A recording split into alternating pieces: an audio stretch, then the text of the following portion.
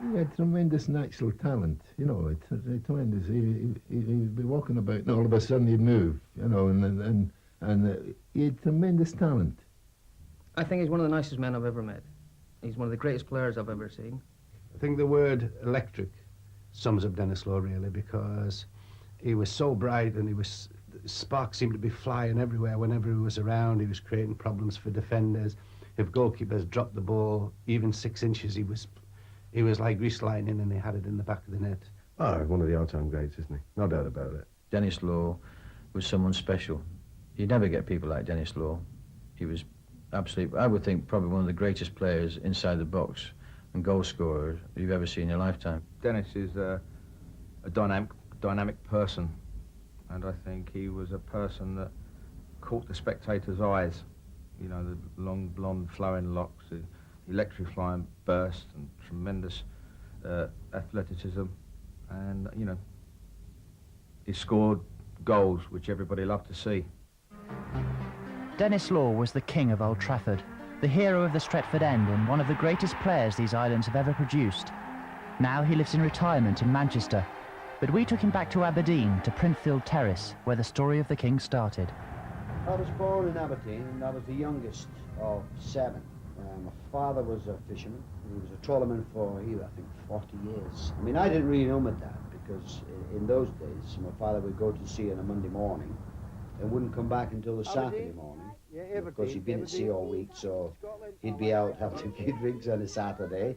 And then on Sunday, everybody had to keep quiet in the house because, of course, he had to have his rest. And then he was off on the Monday morning. So my mother really led a particularly hard life in that she had to keep 7. I mean, there was 3 brothers and 3 sisters, and I was the youngest. So, and it was just after the war as well. I mean, the war had finished in 45. I was born in 1940. And, you know, people were just becoming to come to grips with the end of the war. So there wasn't any food or whatever in the sort of late 40s. So I would say that it was a very hard life for everybody involved. I think I was 15 before I really got my first pair of shoes, proper shoes. And that was on the slate anyway, you know. My father didn't know anything about that because that was all hidden. When my father used to come home from sea, if I did get a pair of shoes, they were hidden under the bed or whatever, so he couldn't see them. And then they were taken out. When he went back to sea, the shoes were taken out. So it was a difficult time, yes. He used to have a clothes pulley in the kitchen and tie a piece of string and a ball of wool so that it swung round, it wasn't in contact with anything, so that you could head it, you know, and then he'd pull it up a wee bit and then jump and head it again. And, he's just crazy. George Geddes, who lived next door to us in Printfield, he came from a more well-to-do family, that, you know, they had hot water. We only had hot water once a week. He had it every day. And I think there was only 2 of them in the family, so he had got a new pair of boots, and therefore he gave me his other pair, which I think were a bit too big anyway, but of course they were treasured because it was the first pair of football boots I'd ever had. All shined up, you know, and in those days he had wooden studs, you know, as well. I mean, you had to knock them in, bang. So I had them for, well, quite a while, 2 or 3 years, yes. Looked after them perfectly well. Denis was a kid who was into everything. My father, as well, was out the lot as Denis, the one who'll make a football player. He was scared of nothing. And then I went to Powys, which of course is now St Macca's Academy in Aberdeen. And that was when you really got into team football. And there was a guy called Bill Dunn, of course, who was the woodwork teacher. He took all the football sides. And we had a very good team at school. He was a natural. That's all you could say about him. He was just a natural. And nothing more could be said. Natural with a brain that thought way ahead of other boys, let's put it that way. We couldn't get competitive football, so there was a boys' club called Aberdeen Lads Club. So we got a hold of one of the parents in the street. Said, look, we're all going to join the club, but there's no one to run the team. So Mr. Thompson, he come along, and he says, right, we've no money. We can have a team, you're all in the club, you've paid your shilling, we need money for strips. We used to go around selling little things to get money in to buy the kit and whatever, you know. So it was good, it was terrific. So therefore we played for the school on a Saturday morning, and then for ALC Colts in the afternoon. Ben was little. He says, what do you want to be? I said, I'm going to be an engineer. And I said to him, well, you can make a football player if you stick in. And he should have done it, and he'd have made a football player. What I wanted to be was to be an architect. You know, I wanted to be a draftsman because I was quite good at technical drawing at school. I was good at maths and reasonably good at English. So, you know, I was quite, I mean, that's really what I wanted to do. So when Andy Beattie, his brother, Archie Beattie, who lived just up the road from me, Andy Beattie was manager of Huddersfield, and Archie did a bit of part-time scouting, came to the house one night to ask if I'd go down to Huddersfield. That was the first time. And even then, when I eventually went down with my two brothers, the last thing in my mind was actually to stay. I was going down for a fortnight, really from school, to just go down there and see what it was all about. And the last thing in my mind was to become a player. But they must have liked a little bit what they saw in the sort of two little games that we had, and decided to have me stay down there.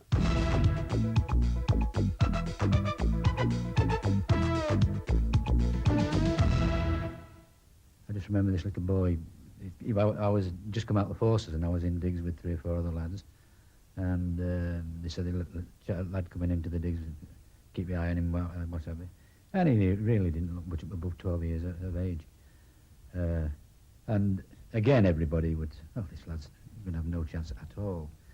But the next day, when he was out with the ball, different laddie altogether, yeah, remarkable. There was no danger. I think everybody at the club had never seen anybody as good as that at that sort of age. No, I had an awful squint in my eye, and I wore glasses. And when I played football as a boy, I used to have to close the eye because I was so self-conscious, you know, because children are cruel, you know, they called me cock-eyed and whatnot. So when I played football, I just had the one eye. So I only played really out of one eye all the time. And so therefore, when I came back and got the operation, it was like one of those films, you know. They obviously cut in here somewhere and pulled the eye so it was dead in the middle. And when the nurse unwound the bandages, you know, it was just like one of those films, you know, when it come off, and I was able to go and look in the mirror, and for the first time in my life, there was my 2 eyes, dead straight. I thought, oh, jeez, this is marvelous, because now, apart from playing football, I can actually look at the girls as well. I mean, before, never even bother with them. And it was the biggest change to my life, ever. Denis now began to thrive at Huddersfield, where he was joined by his school friend, Gordon Lowe. He was just so quick, you know, so quick, and I mean, everybody, you know, everybody said they wouldn't be at Huddersfield long. He was just, you know, one of these unique players. At just 16, he was in the first team and marked as an obvious star for the future. Fortunately for me, I got in the team when I was 16 years of age. So I give the terracing and the sweeping, the big elbow, and the Gordon and them, they still had to do it. But of course, I was now big time. I was with the senior players. It was lovely. The man who inspired Denis at Huddersfield was the late, great Bill Shankly. Well, I was fortunate in life to play under 2 of the greatest managers the game has ever seen. Shankly, obviously, with Huddersfield, and then Busby later on in life when he was with Manchester United. But that initial stage at Huddersfield with Shankly was one that will always stick with me, because I was on, don't forget, I was only a frail boy then. I was something like 8 stone, and you know, coming from a family that we didn't have much money, we didn't have the best of food or whatever. And Shanks, he must have seen something in it somewhere along the line that this lad could be not too bad if he's sort of better fed. So Shanks used to put me to a local cafe across from Huddersfield's ground, and got the landlady there to feed me on steaks, you know, an actual steak, a whole steak to myself. Dear, dear. The food, coupled with Shanks's coaching and Denis's natural ability, made him a target for other clubs. After 4 years, he was on his way to Manchester City. I mean, they still remember Denis. They still talk about Denis at Huddersfield as though he played, as though he was there for 10 or 15 years, and he wasn't there that long, really. But he really made his mark there.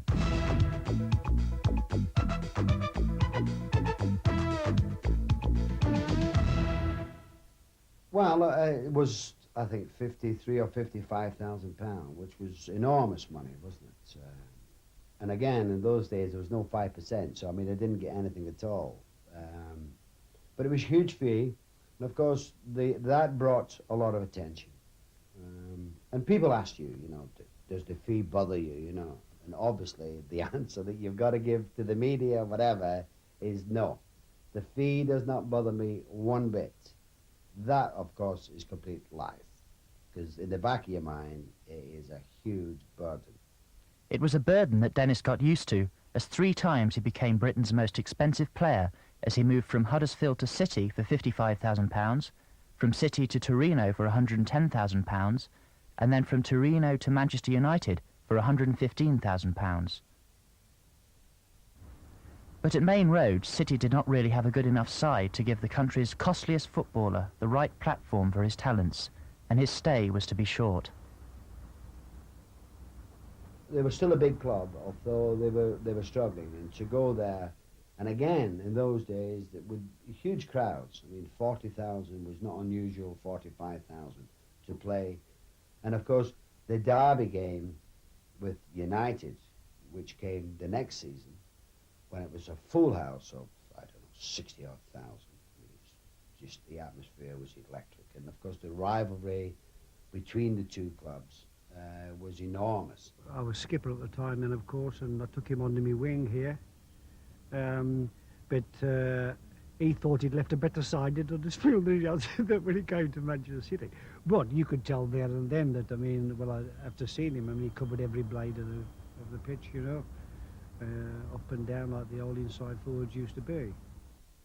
Although Denis had begun his love affair with the city of Manchester, a parting was on the way. In 1960, British football was still suffering from the maximum wage, and the lure of the lira and the sunshine of Italy was great. Stars like John Charles, Jerry Hitchens and Jimmy Greaves were all linked with Italy, and now the Latin checkbooks were homing in on Britain's brightest talent. When something like that comes along, you could see the glamour or whatever on the other side. Always looks greener on the other side. And although the maximum wage had been abolished, when my new contract would come up and Manchester City offered me a lot of money to stay, I had made up my own mind that whatever happened, I was going to go to Italy. And that's eventually what I did. Denis was signed for Torino together with Hibs star Joe Baker. But anyway, we got to Turin and we arrived there and it was fantastic. I couldn't believe the welcome we got in the Turin airport. That there must have been about 10,000 fans there, and I said, what the hell are these guys doing here? And we found out that it was for us. The problem we had was trying to get some privacy, and there was no way you could get it after signing from... we were one of the pioneers into Italian football. Well, when I get over there, the people were lovely. I mean, absolutely lovely. They made us so welcome. Still got great friends there today. But if it hadn't been for the football, I would probably still be there, but the football was awful. Italy might have looked pretty idyllic, but it had turned into a nightmare. Hounded by the press off the field, scandals seemed to follow the British pair, and a car crash became huge news. And on the field, where tight marking and defensive football dominated, Denis was desperate to escape.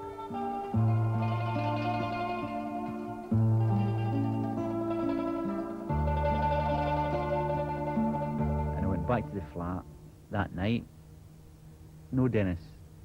Wardrobe closed, wardrobe empty, no clothes. He'd done a runner.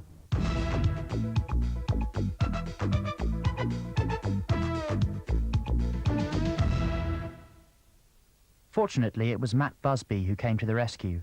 So Matt signed Denis for another record fee, and Law was on his way to United. I'd come to a club which, of course, was a very famous club, and I had played under Sir Matt with Scotland, and I knew the man, and therefore it was sort of the beginning, or hopefully could be the beginning of something good. The good started to show itself straight away in a long cup run. Top star of Southampton. The fact that I'd been in Italy, and under this sort of system of being marked, now I found that I had so much room to play football. It was like unknown. just manages to connect. Goal! Had I not gone to Italy, I wouldn't have noticed, but I felt every time I could feel as though I was going to score a goal. The Cup really rescued United's season. In the league, though, things had been more difficult. Versus Leicester City in the final. It just shows you how things change, you know. We could have been down, and of course, everybody's saying, what a waste of money on Law, he's done this, he's not done that. I think, geez, there's 10 others in the team as well. But then we played in the Cup final against Leicester City, who were the favourites for the Cup. In fact, they were favourites at that time to win the double. They have been doing well in the league, and they got caught under the Cup run as well because, of course, it was late in the season now. The season was extended by about 5 or 6 weeks, and they dropped out of the top sort of 3 in the league, and now the Cup. But they were favourites, but it just shows you, you know, we all clicked. David Hurd kicks off. Manchester United in red shirts, Leicester City in white. The Cup final has begun. This event, which in English football outshines all else, league, championship or internationals. And it's Leicester City on the attack now. Time for United to apply the pressure. Creran spots that inside left Denis Law is well placed. Just watch how that Scottish wonder turns the pass to complete advantage.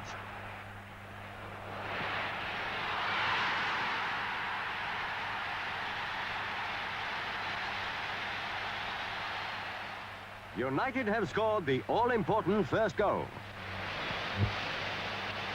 One good thing for United, Bobby Charlton's in great form. He shoots, it goes to Hurd, and it's in the net. On his feet again, Law initiates another attack.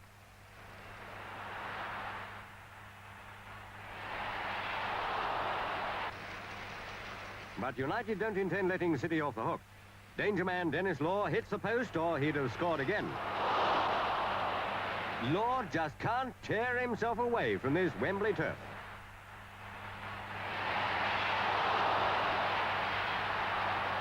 Tragically for Leicester, Banks fumbles. Ready to pounce on it is David Hurd.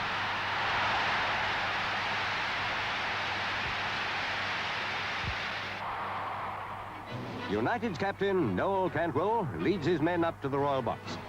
For them all, it's the fulfillment of an English footballer's ambition, the Cup and a Cup medal. Incidentally, it's a moment of triumph for their manager, Matt Busby. Proof that he has most successfully rebuilt United. I mean, the actual thing of playing at Wembley and to be in a winning team was absolutely marvellous, but to actually score a goal as well, that was a perfect day. If I remember the goal correctly, Creran was on the left wing, and he turned it and knocked the ball in, and it sort of came behind me, really. And I had to sort of half turn, and I just hit it. It was a lucky shot, really, and it went, and Banksy was sort of struggling to get it, and it went in the corner for United's first goal. So they actually playing Wembley, playing a final, I mean, at Wembley, and scored a goal. Perfect. Sorry, Gordon. Had to be done.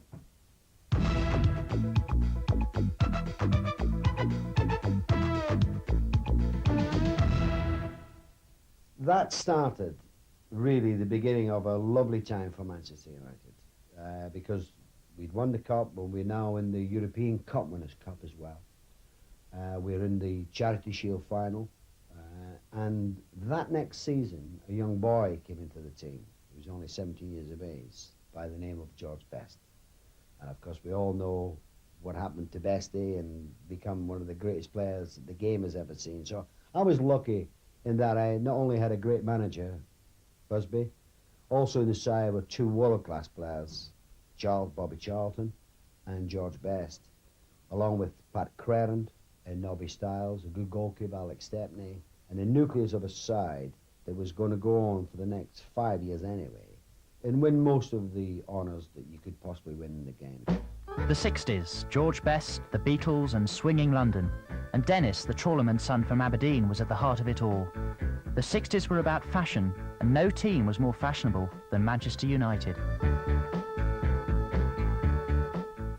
People say, what's he like? I say, well, you can be in a room with 1,000 people or 100 people in the room talking, and suddenly, you, without even looking, you know there's someone special in the room, because he has that aura about him. As we went out week after week, season after season, never expecting to lose. Now, that's a tremendous feeling in any sport, knowing you're the best in the business.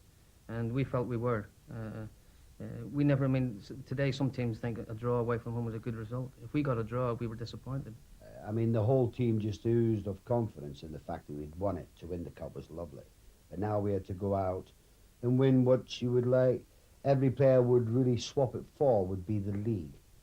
Because not only to win the league, you had then entry into Europe, which was something that Busby had always set his heart on, was winning the European Cup. So if we could go out and win the league, that was the first step in that direction. We didn't win it that next season in '64, but the following season we did win it. And that was the first time they'd won it since, you know, the late 50s. So it was fantastic to think that only 7 years after the crash, Busby was now back in Europe. Man United topped the league in 1965, and for good measure, they won it again in 1967. This was a golden age for United, and for Law. The United equaliser comes from Denis Law.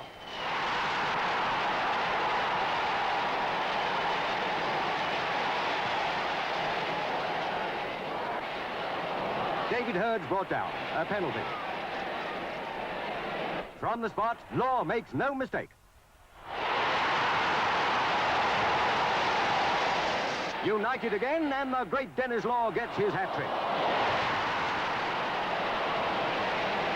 Their hero, that fair-haired genius, Denis Law.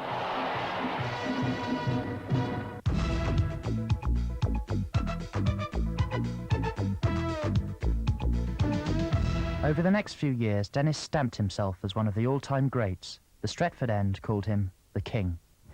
He had pace, he had 2 feet, he had good control, skillful, could head a ball. What other qualities do you want?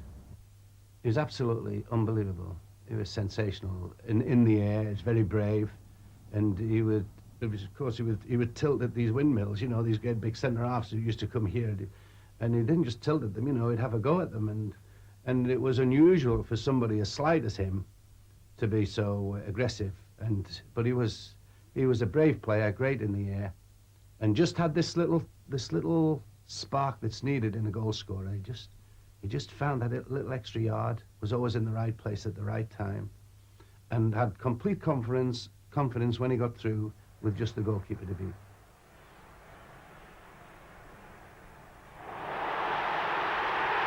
Everybody knows it, but I mean, the sharpness in front of goal was phenomenal. I've never seen anybody quicker, over 5-10 yards in the penalty area. But also, a lot of people don't realise, you know, when he came deep on the rare occasions, his passing skills were tremendous as well. And I've already said, in the air, he was. I've never seen anyone get up as well as he did.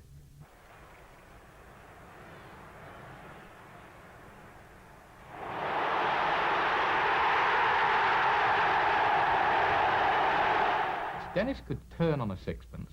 He could almost be a gymnast in his ability to score goals and take shots from impossible positions, that it was a fear that obviously built up inside you. I mean, you just had to be prepared for anything at any moment. Never once, if the ball was around Denis Law, could you afford to relax. If you did, you often paid the price.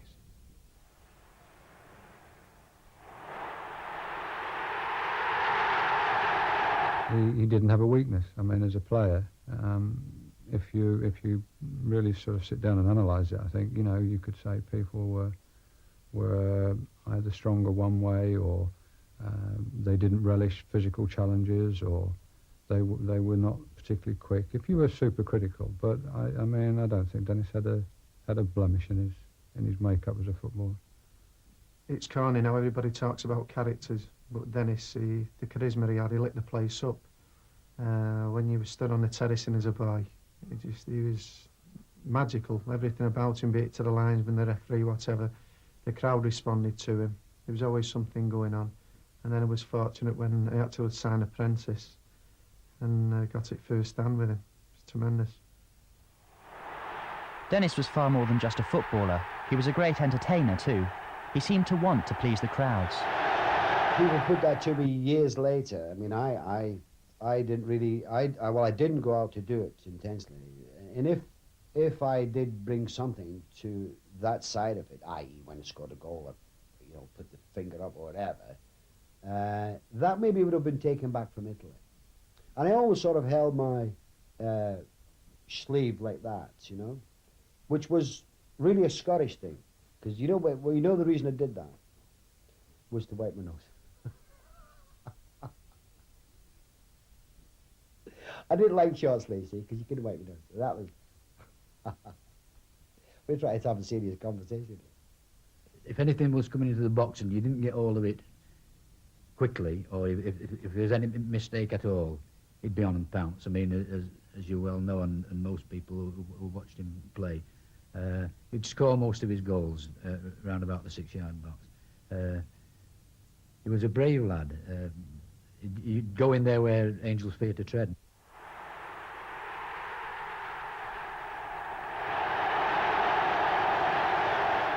And his strengths were his pace. I mean, he was so quick.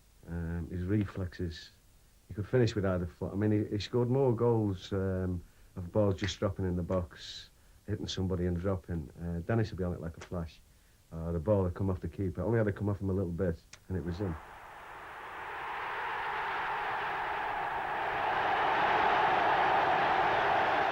Dennis might have pleased the crowds, but he didn't always please referees. He used to get sent off for some horrendous things, and it was always a record number of weeks that he was off. I think he was the first off for 4 weeks, and then he was the first off for 6 weeks. And we always used to joke about it because it always came at the same time as the Christmas and the New Year holidays. To be fair, I suppose you got to go back really to Man City when we played Luton in the cup tie, where we were trailing 2-0 and eventually we were leading 6-2, and it was torrential rain, and the referee abandoned the game with something like 20 minutes to go, and I had scored the 6 goals, and that was my, I suppose you say, my first hatred of referees started in that game. And then, as you know, we went into the sort of 60s. Well, hey, my mother always said, you know, if somebody kicks you, kick him back. Because if you don't, then they'll keep on kicking you. So I suppose it was a philosophy that stood you in good stead sometimes, but in other times got you in trouble. So I suppose I was a bit unfortunate being sent off. I was sent off 3 times. But the good thing about it was I got suspended for a month, and then 6 weeks. They were always at Christmas and New Year. So I had Christmas and New Year home in Aberdeen for 3 years on the bounce, which was absolutely lovely. Because all the lads were playing in cold, 2 foot of snow or whatever, down back in Manchester or wherever they were playing. Well, I was up here in Aberdeen, cosy, in front of the fire. Lovely.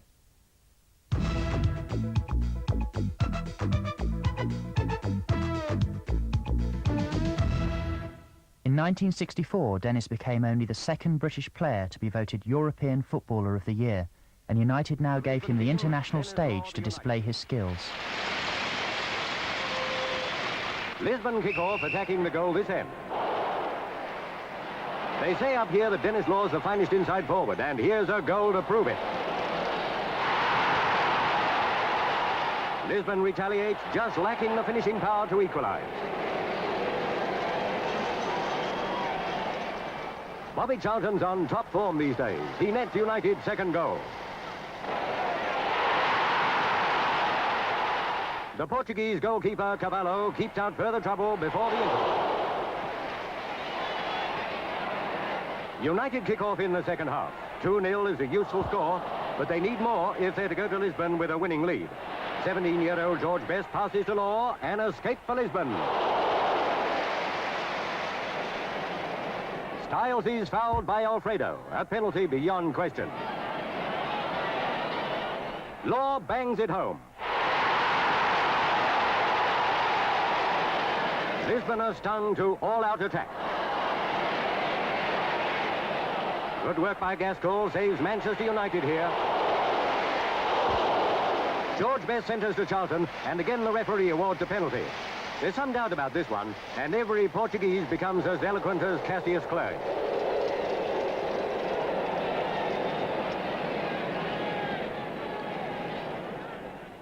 Again, Law scores from the spot. Denis holds the unique record of playing for Scotland, the English Football League and the Italian League, who paid him in a pretty strange way. We didn't get paid in lever.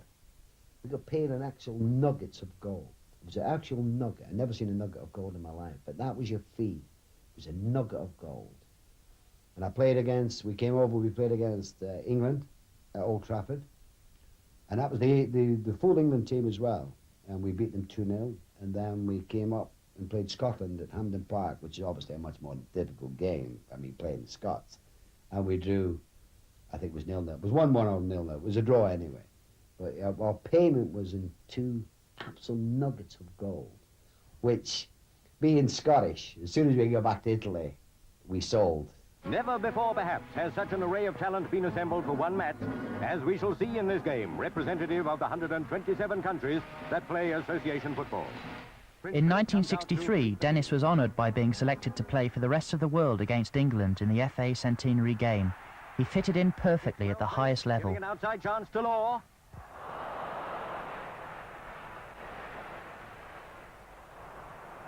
And what an escape for England, as Denis Law is just over with that shot.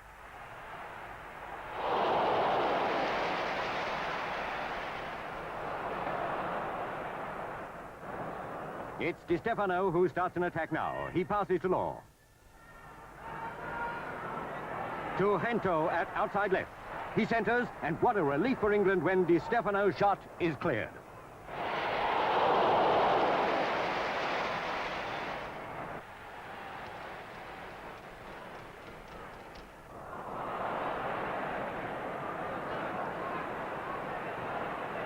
A pass in the middle finds Denis Law.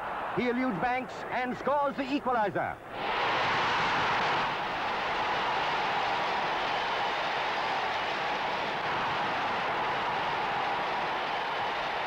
That was certainly a match worthy of the centenary of the FA, and what a triumph for England. 2-1 winners of a game that will go down in history. Meanwhile, United were playing some great stuff in Europe. Probably the best we ever played was against Benfica in the quarter-final of the European Cup. We had played them, the first game at Old Trafford, we beat them 3-2. And it was funny because we had played in Lisbon the year before against Sporting Lisbon, and we had beat them 4-1 at Old Trafford, which was an entry into the next round. But when we went to Lisbon that time, we got beat 5-1 or 5-0, I can't remember, but it was an absolute disgrace anyway. So as we were on our way in the bus that night to play Benfica, the Sporting, at the Stadium of Light, everybody, all the Portuguese were giving them 5. And of course they thought, yeah, there's a fair chance that might happen. But of course it didn't. Benfica kicked off with Eusebio, reckoned Europe's best player, in evidence, though Manchester United's defence was not to be caught napping. Denis Law and the rest of Matt Busby's men had only one thought: attack. But in fact, there was 5 goals scored, but it was scored by Manchester United. And I would think that night was the sort of emergence of George Best as one of the best players in European football. Another goal.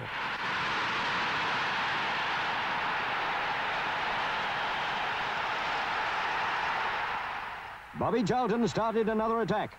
Heard to Connelly. Goal number 3. At half-time, United 3, Benfica 0. A pass found Crerand. United's 4th goal.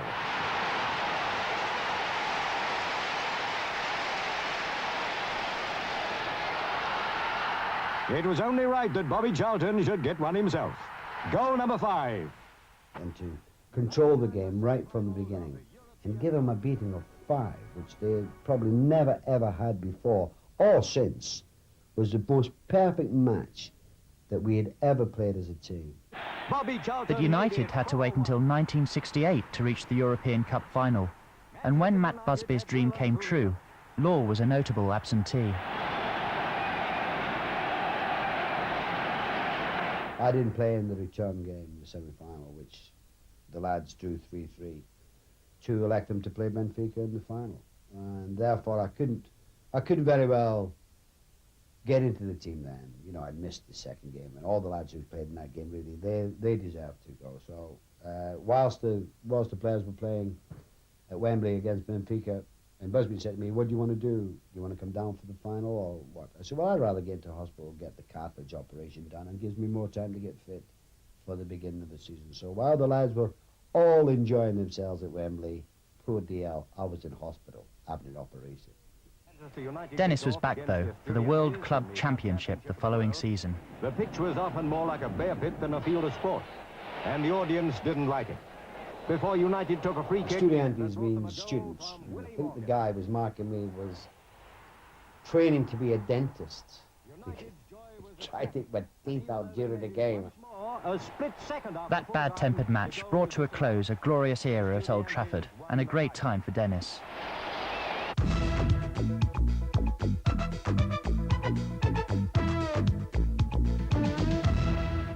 In the 60s, it was obvious that the United side had probably the greatest forward line ever seen in an English club side. Best, Law and Charlton. This was magic in the making.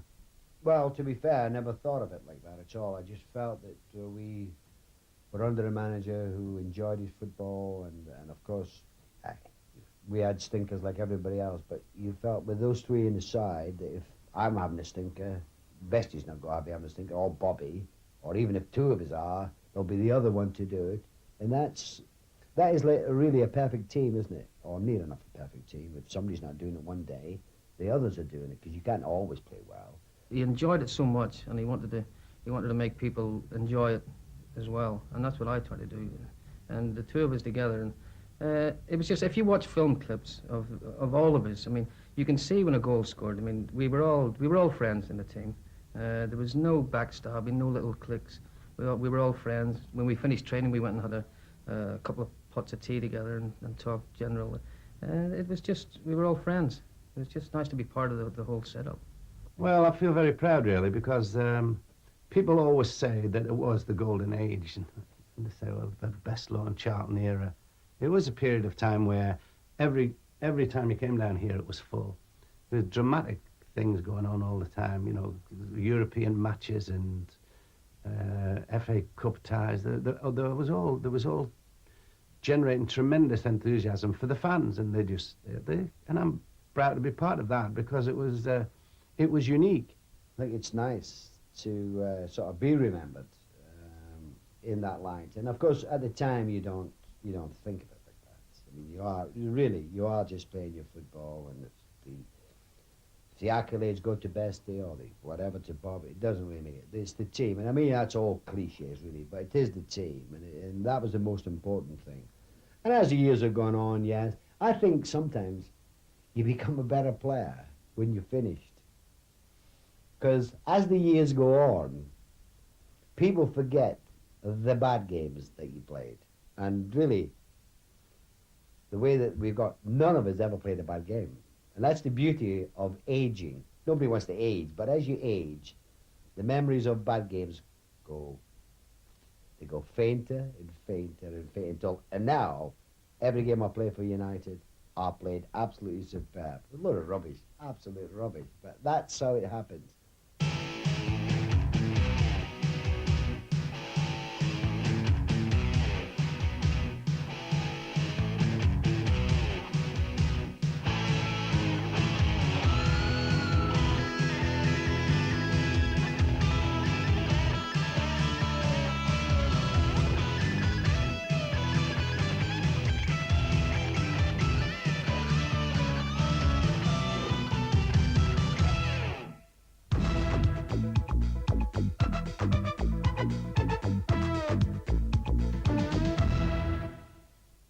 It's like everything else in life. Good times have got to come to an end, boy. The heart is willing, the head is willing, but the legs no longer can run or do the things that he wants. And it all sort of just fell apart. It was sad the way that happened, but, well, we had our good times. And Tommy Doherty came as manager, and obviously he wanted to change the side, bring some young blood in, but, and we won't go into it too deeply, but he had promised certain things which didn't materialise, and I was up in Scotland and heard for the first time that I'd been given a free alongside Tony Dunn. But those things are gone. So, but at the time, it was a very black day for me. You think, oh, I've been at United for years. We all know things have got to end. But the way that it happened was quite sad. But it was incredible how things changed. Because within about a week, Manchester City asked me to go there.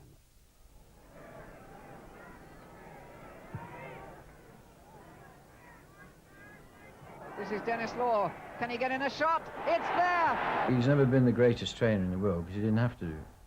Because he'd never carried any weight, but he was always a person that relied upon sharpness, which meant short, sharp bursts. But he was never a person that went for shooting practice, for instance. You know, like we used to play. You play a fella on the edge of the 6-yard box or the edge of the box, and you play a ball into it, and he plays him either side, and you have a shot at goal. Well, he never used to do that. He used to just stand on the 6-yard box with his hands in his pocket, and anything that broke off the keeper, back of the net. If it broke an inch, he was there. The reaction to the man is fantastic. It's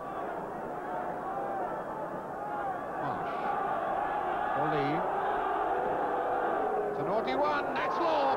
That's the way. That season at City was an absolutely lovely end to my career. Because apart from going to the League Cup, all right, we got beat in the final. Well, we didn't play at all. We were awful.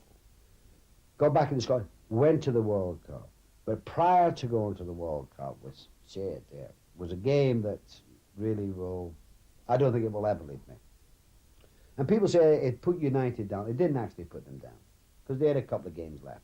It sort of pushed them a bit nearer. It was our last game of the season at City, and United were having a bit of a bad time. They could go down. Things are not looking too good. And I didn't particularly want to play in the game, but I had to play in the game. Equally, being a professional, I didn't want to go there and get beat. But I wasn't too bothered about winning, so a draw for me would be a perfect result. So the game has gone fine, 85 minutes. The game is lovely, huge crowd, and full house. Stewart is away on the I hadn't got a clue where the goal was. I mean, not a clue. My back was to the goal. And I just instinctively back-heeled it. And when I turned around, it's gone in the back of the net. And this is where you feel that the referee could have done something. I mean, he could have disallowed the goal. I mean, he could have given offside. I mean, he could have given it a foul. He could have given anything. He gave the goal. And a stadium were very quiet, apart from City supporters on the side. Oh, geez. Lee.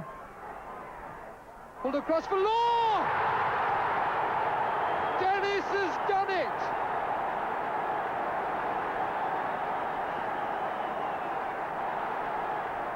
That was to be the last time Denis ever kicked a ball in league football.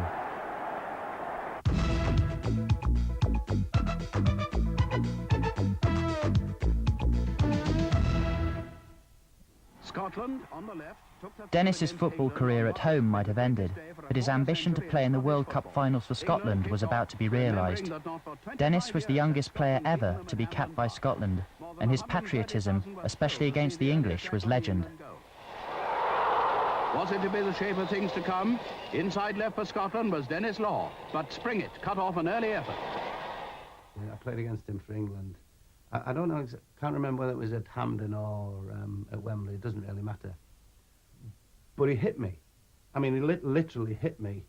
Fair time after the ball had gone, and I think he was making a point, really. You know, I know I play with you every week, you know, but this is Scotland, and this is different. It's a little bit like a boxing thing when you go to Hampden Park and what have you. And this guy who I'd played with and been in digs with, he just absolutely looked straight through me, and I smiled and nodded, and I got nothing back at all. Just as though he really hated me, and obviously it fired himself up to be like that. He was passionate about playing for Scotland. And I came face to face, stood opposite Denis, and I didn't know whether to shake hands. I was a new lad, like type of thing. I didn't know the scene. I was looking whether they shook hands or whatever, and then Denis just started at my toes. He looked straight from my toes, straight at my toes, all the way up, looked me straight in the face, and then just turned his head. And so obviously I knew what was in store. And he says I whacked him straight away, but it was him who whacked me, actually. He talked about nothing else but Scotland, Scotland, and of course stories of when we won the World Cup that he made a great point of saying that he didn't watch the World Cup. In fact, when Bobby and the team were playing that historic game, Denis was out on the golf course playing a friend. All the members of the club knew I was out on the. There's only two of us on the club. Throwing it down with rain. As we came around, he beat me as well. But as we came around the corner, there were all the members there, and they went 4-2 for England. I thought, oh no, it's the blackest day of my life. I mean, as you think, I've got Nobby Styles and Bobby Charlton for the next 4 years. I'll not survive. I thought I was going to die. Revenge came the following year for Denis and Scotland. Again. The men from north of the border were out to humble the Sassenachs and were confident they could. They weathered an early attack.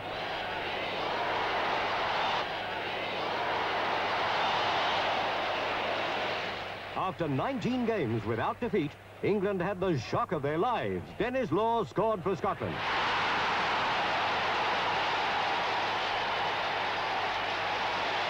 Law and his teammates already scented victory.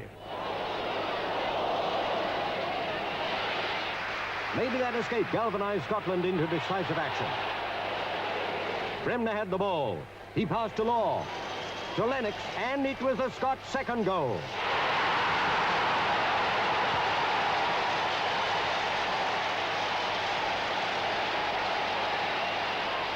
Barely 12 minutes left, and now England all but scored. John Gregg headed off the line. Then Law menaced the English defence. Only the genius of Banks prevented a goal. All hopes of an equaliser were shattered by Jim McCalliagh. A great match for McCalliagh, playing his first full international. 7 years later, Denis played his last game in the World Cup against Zaire.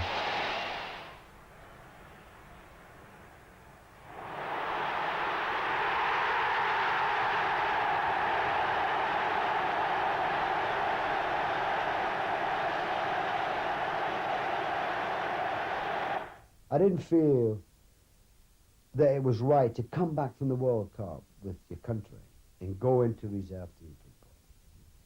You do that when you're young. That's where you start. And I suppose a bit of pride, like we've all got at times. I didn't want to do that, so I just woke up one morning. It was the August bank holiday, and I hadn't told my wife anything, nobody. And I just went down, and I said, I'm calling it a day. And that was the decision made.